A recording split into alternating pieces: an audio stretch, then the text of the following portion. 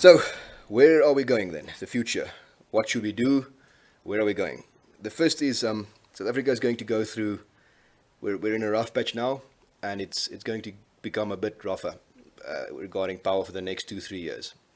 The next 3 years, we're simply looking at triage generation. Is we need to get power onto this grid however we can. Eskom is not going to do it. In the most recent budget speech, R0 was allocated to new generation capacity. So the state is not going to spend a single rand on creating generating capacity, but we do not have enough power, which means the only sector that can do it is the private sector and the community sector together. So we need to start getting small-scale embedded generation online dramatically. After that, from 26 to 29, there are several large-scale private commercial projects that are in the pipeline, but they take 2 to 3 years to actually finish construction and start delivering. And then from 2030 onwards, our main problem is going to be, at the moment, South Africa is still in a good situation, whereas we've shrank from what our grid can handle. Our grid can handle a lot more, especially from Mpumalanga, than what we're generating at the moment. But we're going to once again hit grid limits roughly 2030 if we don't start investing in the grid. So luckily Eskom has now been tasked with simply investing in the grid and getting that going, and unbundling it into 3 different entities should help for that. But we're first, 2023 to 2026, we're going to look at small-scale embedded generation. Now, this is the almost the reason why we're pushing for feed-in tariff and for rooftop solar so hard. So this is the ideal solar irradiation, if you're at the optimal angle regarding the whole world. So South Africa literally has the best solar resources, bar only the Sahara Desert, in the world. If you look at the numbers there, Pretoria, as theoretically you should be able to generate about 2,250 kilowatt hour per square meter if you install proper solar panels. If every single Nelspruit is 2,000, there's almost nowhere in South Africa where below 2,000. Whereas the country we just now saw, Vietnam, who did it with massive efficiency, the best city in Vietnam for this is Ho Chi Minh City, which is at about 1,800 kilowatt hours per square meter. Berlin, Germany, has actually also a generous feed-in tariff scheme, and they've got massive amounts of rooftop solar that came in. But Berlin is a very bad solar situation with only 1,200 kilowatt hours per square meter. And then Edinburgh in Scotland it's it's a participation trophy in that case. It's 1,000 kilowatt hours. So that means what we're blessed with in South Africa is we've got the best solar resources in the world, and we should be heavily investing in that direction.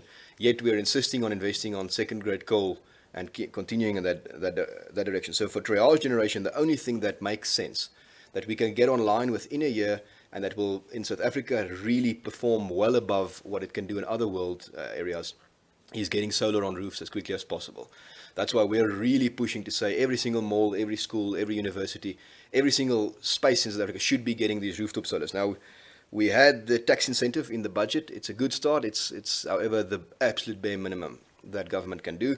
What should be happening is we should be implementing a feed-in tariff scheme with, let's make it a 5-year horizon, getting people online within 5 years, saying we're going to basically pay for your solar panel installation if you can get that energy onto the grid. Yet, our regulator, NERSA, has, I think the last time they actually published a feed-in tariff scheme was in 2011 when they revised it downwards with 40%. So they have decided this is not the way they're going to go. They've cancelled it in lieu of IPP bid windows with auctions, with an auction system where you apply for a certain amount of megawatts. But this situation has not at all worked for South Africa. The IPPs are not coming online at the level that they should, and we need decentralized power generation at a massive scale, and the way to do that is with an incentive like this. The second problem that we're experiencing is not only from NERSA, as there have been no guidelines forthcoming whatsoever, but municipalities have been very, very sluggish to actually get themselves out of this crisis. And the amount of all over the place regulations, just to give you an idea, if you're going to Gauteng itself, Ekurhuleni would offer you a credit back, if you can feed back in, of R118 a kilowatt hour on peak time. So that means if you've got a solar system, you can lower your own bill by R118 a kilowatt hour if you feed back. Tshwane or Pretoria, we spoke to them, they offer you 12 cents a kilowatt hour. And when we asked them, why are you offering 12 cents? They said, no, we don't have a power shortage. And It was a bit hard to swallow when that happened last year. So this is in stage 4 load shedding at that moment. They say, well, this is what they've got. And then you've got Mogale City, Krugersdorp, which has the most generous one of them all, which is R3.62 kilowatt hour, but it's once again only you're only lowering your own bill. So that does not incentivize people actually generating. That means a lot of, if you get a solar system in Krugersdorp, you're going to have a power electricity statement of almost R0. It's not going to be that bad for you, but there's no incentive to actually continue after you reach 0. You can't go negative as well. So this is a credit back. You can only lower your own account. And then several municipalities either have none or we can't find. City Power is one where there's no info available. Do they actually give you credit back for getting yourself off the grid?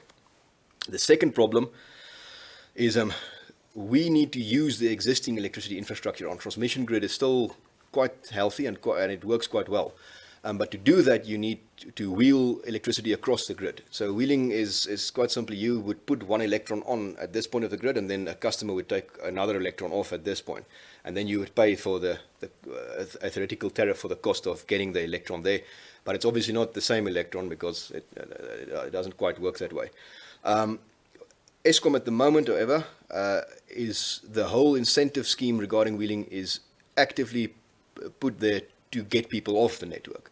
Meaning the charge for peak time wheeling is R5.26 per kilowatt hour, which is almost double what you would pay for consuming that kilowatt hour. So there's no way that any supplier will actually put a wheeling arrangement in place and sell to you during peak hours, because it's going to cost them double what they're going to bill you just to get the power there.